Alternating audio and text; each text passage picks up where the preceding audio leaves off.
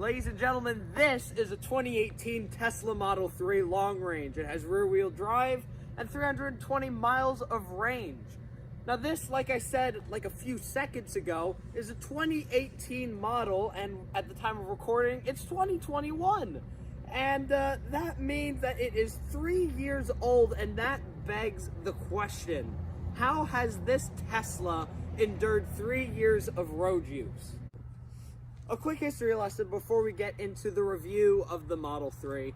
Production started in 2017, though you could pre-order the Model 3 around a year before that, and that's exactly what the owner did for this Model 3. In July of 2016, they pre-ordered or reserved the Model 3 for around $500, only for it to arrive 2 years after they initially pre-ordered it. It arrived in November of 2018. That is 1 year after production started. However, was it worth it?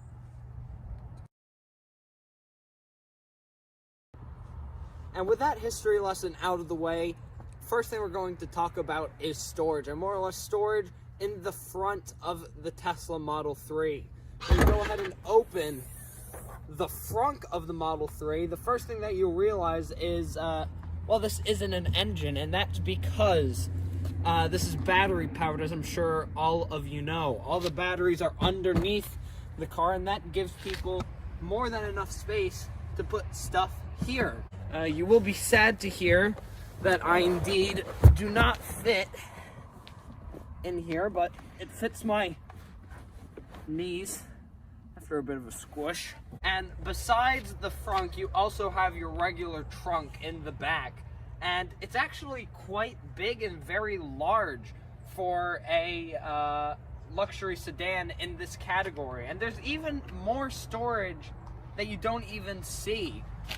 When you come over here, you see this secret compartment. It's not really all that secret, but it's rather deep. You can actually fit a lot of stuff in here. It's around half an arm length deep. It's almost at my elbows. Quite deep, and otherwise you can easily get in here, get nice and comfortable. And if for some odd reason you ever find yourself in the trunk of a Model 3, you'll actually find that it's much more luxurious. You might think you actually have your own little sunroof right here on the top, so if you really felt like it, you can go stargazing. And on to the exterior styling section of the video, and the first thing that you'll notice is the rather basic styling of the Model 3. Ever since its debut in 2017, nothing has really changed all that much, and the interior and exterior are just extremely basic and true to form to a Tesla. Really, the only flashy thing, if you will, in the front is this little hole right here. It pushes air right through here into the wheel. There's a little hole right here. You can see my hands meet up right in the middle. You can kind of see it wiggle there. That helps move the air a little bit. Overall, in the front, everything is extremely smooth. The headlights are flush to the actual body of the Tesla. You can see the lights actually cut right here at this side. Air goes through all throughout the sides, all the way through the rear where it suddenly cuts off. The roof completely smooth all the way to the end. Overall, the Model 3 isn't meant to look special or flashy. That's what the Cybertruck exists for. And onto the rear of the Tesla, the same theme of simplicity continues.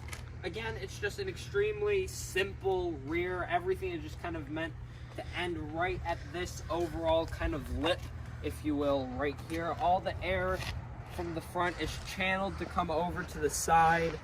It's a very simple design. It looks very simple, very Tesla-like. It's exactly what you'd expect from a Tesla Model 3. And now onto the interior of the Tesla Model 3, where the theme of simplicity continues. On the dash, you see you have a giant piece of wood that just spans throughout the entirety of the dash. Both in front and behind it, you have some aluminum trim that also spans all the way throughout. also spanning throughout the dash of the Model 3 is the climate vents right here. You have air coming out all throughout here except for behind the screen. Otherwise, you've got air coming out on the driver's side and passenger side. So in order to control the climate vents in the Model 3, you need to go ahead and press this button right here. It's at the bottom in the middle. Go ahead and press it. It looks like a climate vent. That brings you to your hub right here where you can control your airflow. You just point your finger right where the air is coming from. You control whether you want it up or down, side to side. Same thing for the passenger side right here. You can go ahead and change where you want your air to come from. This will make it come from the front over here. This makes it come right in front of the vents, and this right at your feet. You can also control how much power you want your vents to pump out. So along with the climate controls, you also have a bunch of buttons on this little bottom bar here. The first, or at least most prominent there, is the music button. This is where you control if you want to listen to radio, if you want to connect your iPhone right there, streaming via Spotify or something like that right here. My personal favorite is karaoke, where you can go ahead and sing whichever songs you please. My personal favorite out of the bunch is Dance Monkey here. They say, oh my God, I see the way you shine. The next button that we have on the bottom is this little circle thing. And what this actually does is it brings up your camera, and immediately it only shows your rear camera right here. However, if you press this little button right here, you get your two little side views where you can see your blind spots right on the side, which is a practical feature given that the Model 3 doesn't actually have the little blind spot warnings on the mirrors themselves.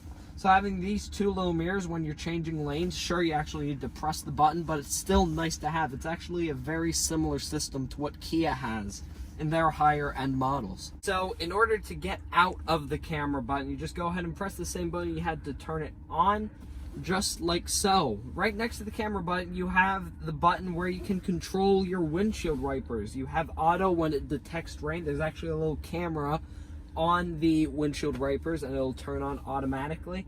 Otherwise, you could go ahead and do it manually with slow, fast, very fast, and hyperactively fast.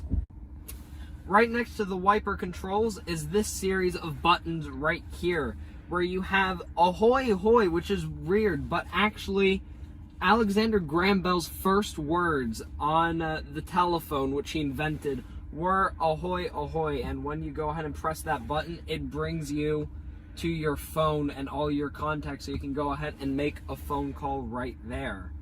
Additionally, you have your calendar, which for some reason you need to connect to the Tesla mobile app, which is bizarre. You have another area where you can go ahead and select for the buttons for the camera, again right there.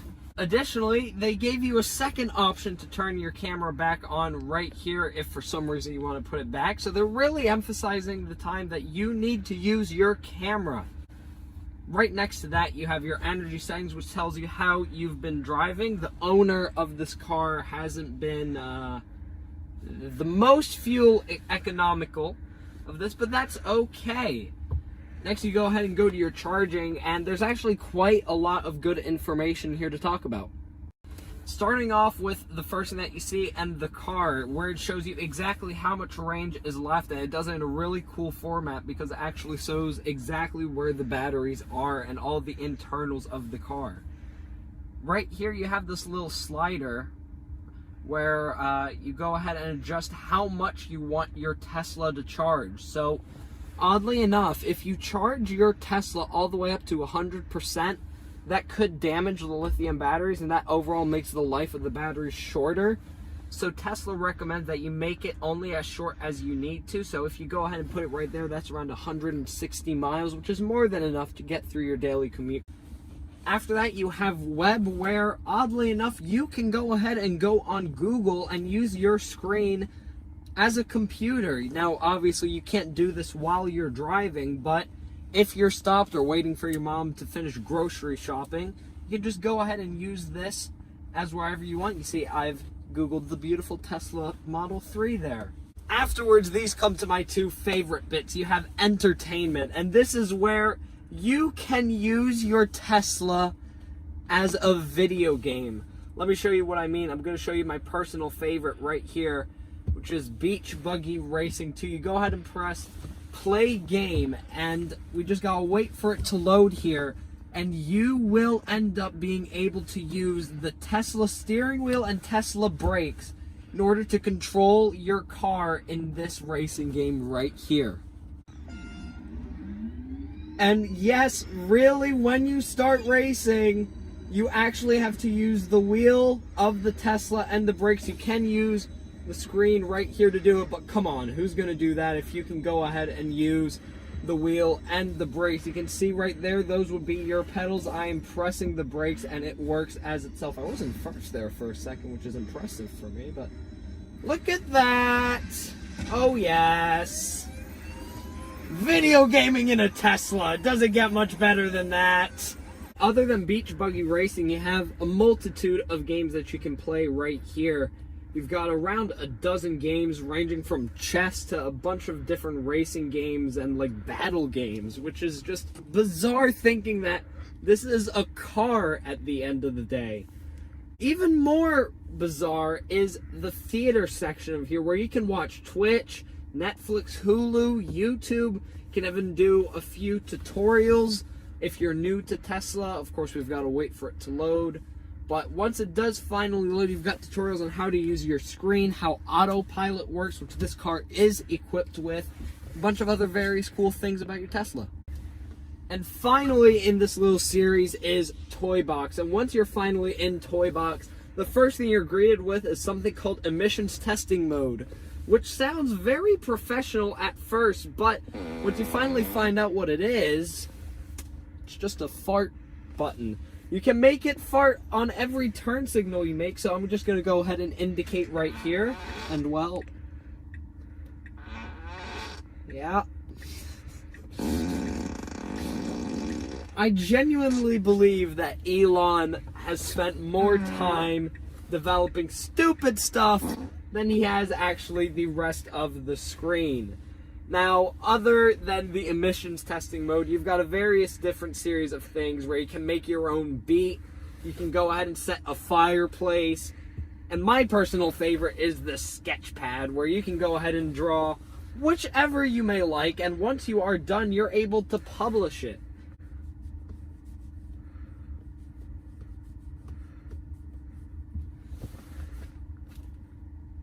And then finally, the last thing that we need to cover on the screen is what the little car button brings here. It brings you a series of controls where it can do a series of different things.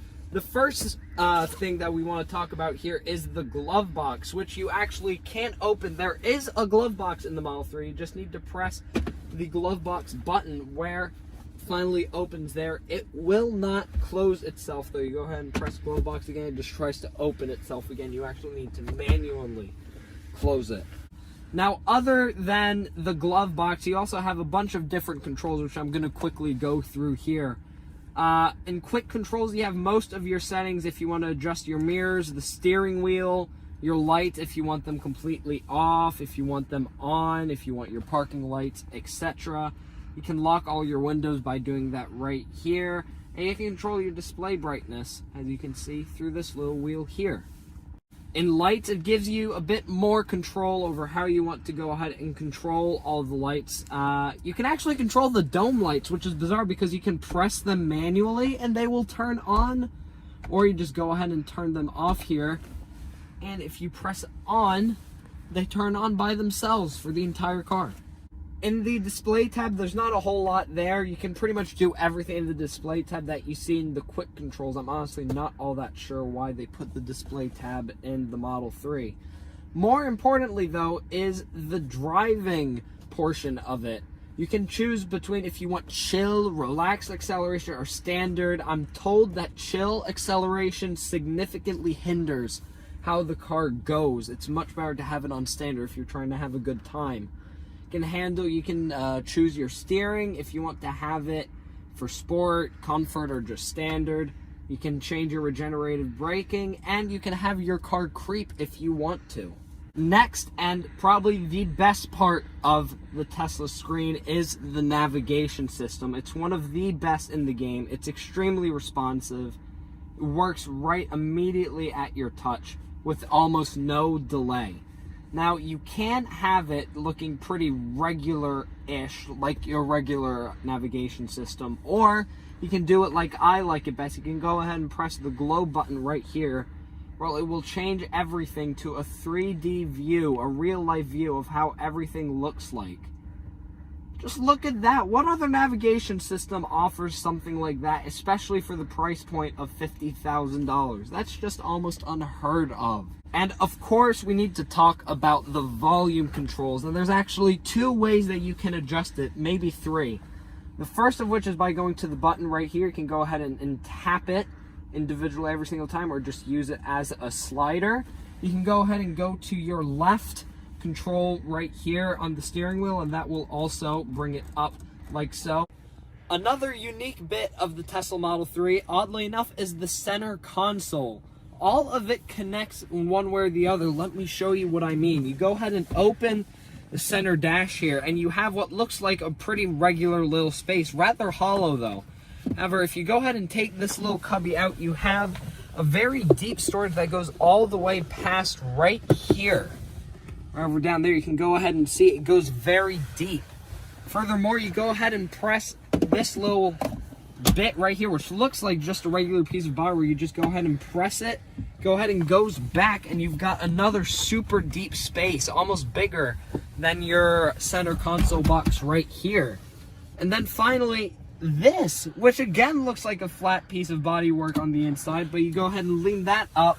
That reveals a place where you can go ahead and charge everything. There's a little charger right here. Should you want to go ahead and change everything, your USBs go right here. You've got 2 right there. They connect through that little wire here. You go ahead and take that bit off. You go ahead and connect it, and you can go ahead and change the chargers in your Model 3. To talk about in the interior of the Model 3 is how you get through your gears. It's actually quite bizarre. You go right here on this stalk in the Model 3. In order to go in reverse, you need to press all the way up. Just like that, you are in reverse. In order to go and drive, you do the exact opposite, and you go all the way down. Now, a lot of people don't know this, but there's actually a neutral mode in Tesla. You just go ahead and you go up right before you get that little click for R. You'll feel like a little bit of a click go in. Right before that, you go ahead and reach neutral. So in order to go in park in the Model 3, you need to go ahead and press the button right here on the side of the stock. You just go ahead and press it quickly, and it puts you in park. In order to put your parking brake, if for some reason you want to put it on, you go ahead and press that same button and you hold it till you eventually see the little marker on the screen pop up. So at the start of the video, I mentioned that this Model 3 has been extremely reliable, and overall Teslas in general. And to prove that, I'm going to talk with the owner here, Compartment Millie, if you want to just tell us about your experience with having this Tesla for 3 years. Yeah, so we haven't really had any maintenance issues other than tire replacement, as mentioned in the video. So we had to get a replacement tire from Costco, and they could not get a replacement tire from Tesla, and we had to order it, and it's still not here. It's been about 2 months. So that's a problem. And we ordered a rim, which we ordered almost a year ago. Still hasn't come in yet. That's another thing. And on top of that, we haven't really had any issues. We had cosmetic damage, but that was repaired within a week or 2, which was surprising. Normally Tesla service would take 6 months. So apart from that, we had a loose speaker on the inside of the car. And then the batteries have been performing fine. No other issues, major issues that we need to go to the dealership. So overall, you haven't had any, other than maybe the loose speaker being the biggest flaw with this, you haven't had anything go wrong with the car mechanic-wise or anything like that? No. Not at all. So all of these rumors of Tesla being what would you have to say about that? Cap. And as for interior and technology and all of that, has the Tesla gotten worse, slower in any way? No. No. It's already been the same since brand new. The screen, it's not slower when you go to move around and all of that? I don't feel a difference. Still feels like an iPad. And so the reason that I am in this awkward angle is so I can show you that yes, the Tesla screen has not lost even a little bit of its immediate function. You just go ahead and it responds almost immediately to your touch with no delay whatsoever. No matter what you make it do, it just performs and makes it happen. There's a reason why these screens are known to be around the best in the business in the auto industry. Almost as fast as iPhone. No matter what you tap, it does it, little delay whatsoever. Ladies and gentlemen, that was your tour of the 2018 Tesla Model 3 long range. And I think this video serves a purpose. It serves as a good thing for Tesla. It shows that Tesla's reliability isn't really all as bad as some people may have speculated it to be, especially given that they don't have the resources of Toyota, of Volkswagen, of all of these established automakers that can pour tons and tons of money in. Tesla didn't have those resources. And still, they were able to produce a car that over 3 years really hasn't suffered any casualties. Thank you so much for watching, everybody. That's Alex Automotive.